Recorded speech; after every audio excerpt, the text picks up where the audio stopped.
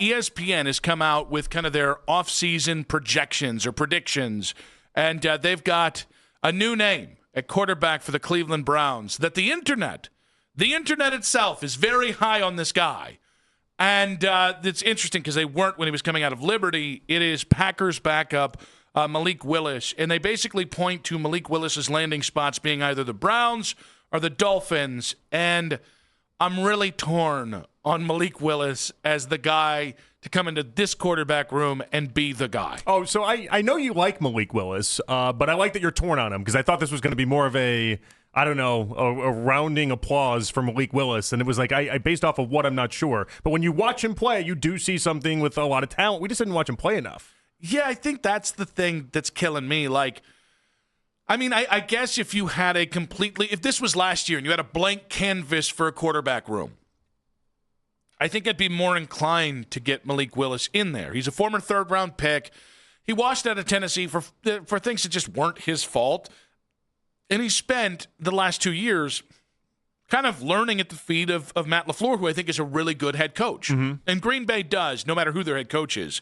They have some sort of preternatural thing about developing quarterbacks no matter where they were drafted. Well, yeah. And it also helps that the one time we saw Malik Willis start a game this year was that Baltimore game, and it was on national TV, and he had a really nice game. Threw for almost 300 yards, didn't have any interceptions. Like, the one game we saw him start this year, and the one game we saw him actually play start to finish, because the whole country watches all these games when they're at Sunday Night Football, he looked really good. But doesn't this kind of feel, like, to anybody else, is anybody else getting, like, Matt Flynn vibes or Tavares Jackson vibes where there's just like there's not enough. There's like 4 games you can really pull from and say, hey, here's what. And by the way, it's not even 4 full games. It's like I think 2 full games in Green Bay. It's two games that he threw over 15 passes. And so like I just. And like, no, that's not even right. One of the games he only threw 11 passes. So it's such a struggle for me to come here and say, like, guys, I don't think he's an upgrade on what you have. And I know that he might be. He legitimately threw 35 attempts this year. Yes. 35 attempts, and everyone thinks he's just fixed from Tennessee. Well, and here's the thing. He's going to get probably $20 million. No, Someone's going to give him. But that was the Justin Fields rate. It was $40 million over 2 years. Yeah. So someone's going to give him Boku money. And I know, listen, the difference here between like him and Mac Jones is you don't have to give up a draft pick, and I think that's going to matter to a lot of people. I don't know that if I'm basing 2026 off quarterbacks, I think I might just be more inclined to roll with the 3 that I have and see what shakes free, as opposed to forcing yourself to Malik Willis, who I just like. Again, he could end up being a nice starting quarterback. He was a 3rd-round pick. A lot of people thought he had, first or second round talent. It's just he wasn't enough of a finished product when he came out. Well, guys, it's not like he got suddenly more finished sitting on the bench there. He's got 155 pass attempts in his whole entire career. Yeah. That is a shockingly low number for somebody that has talked about the way that he is. So it's just like I'm in such a weird position because not hypothetically, in a vacuum, I like a lot of like what Malik Willis has. But to just give him the starting job and give him $20 million and say it's your job. And that's where we draw a line too, is the $20 million a year. Like, he hasn't earned that. Yeah. Hasn't earned that. And, like, if you want to do what Baker had to do in his first year in Tampa Bay, where he goes in there and he competes with another quarterback and you pay him $5 million was the flat rate for Baker, okay, I'm fine with that. Yep. Like, you want to make it a Malik Willis and Shedeur Sanders training camp competition, and he's coming here for $5 million, doesn't cost us a bunch of money, sign me up, let's do that. But even that, so I don't even know he deserves to be the top dog in that. Like, in Baker, former number 1 pick, had started some 50-plus games by the time he got to Tampa Bay. There was enough football there to say, all right, you're the 1A, and then I think it was Kyle Trask is the 1B. Yeah, but it was a legitimate, and it was advertised as a legitimate camp. This was not something that was going to be, Baker, you get the job, and it is what it is. He had to legitimately beat him up. But like Malik Willis probably profiles more as the Kyle Trask in this scenario. And I want to be clear, like, I liked Malik Willis, and I liked Malik more coming out than I did Kyle Trask, who I thought was massively overdrafted as the last pick of the 2nd round.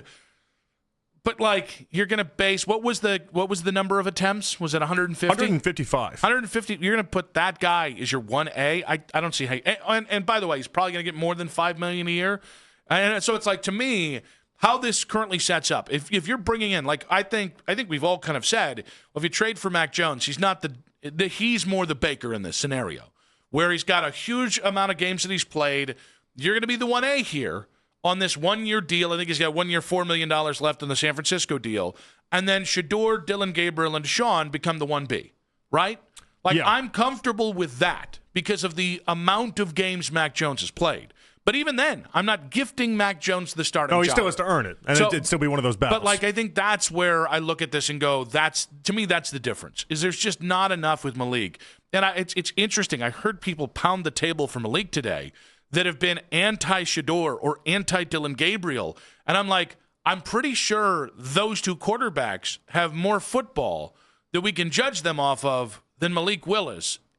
And by the way, it's in a much worse context.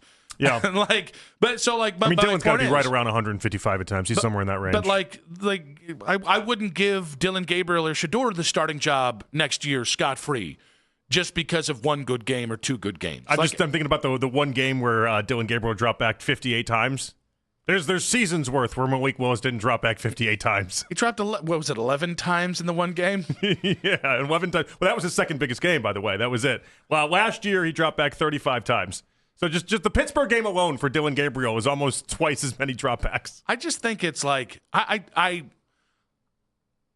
man, it just feels like we're creating something that isn't. And when I say we, I'm not talking about like Browns fans. I'm talking about like the media.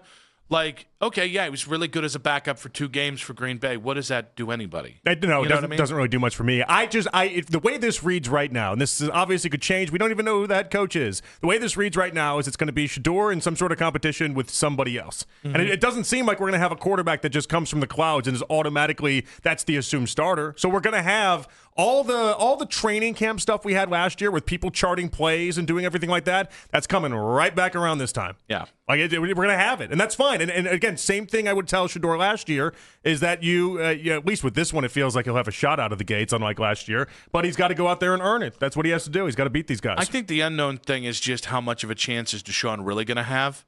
Because I know Jeff has been all over this in middays where he's like, they owe him X amount of millions of dollars. They can't cut him until March of 2027, at least without performing cap gymnastics, where then might hurt your ability to try and win this year.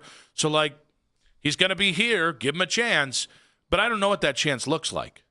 Because if we just go by what he did before he got here, well, okay, then maybe he deserves the chance to be the 1A.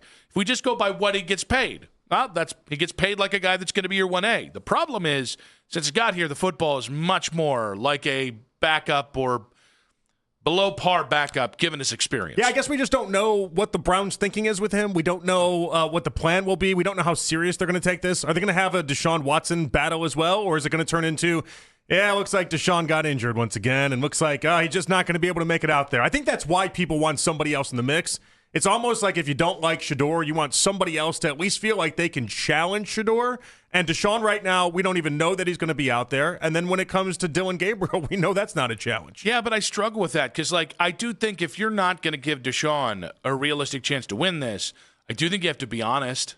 And I know that this could end up being a tricky situation because the union can get involved depending on which way you go. So I understand that, but, like, I think if you're not – there's no use in saying Deshaun is going to be a part of this quarterback competition and it's a real quarterback competition and the PR hit that you're going to take with that unless it's real.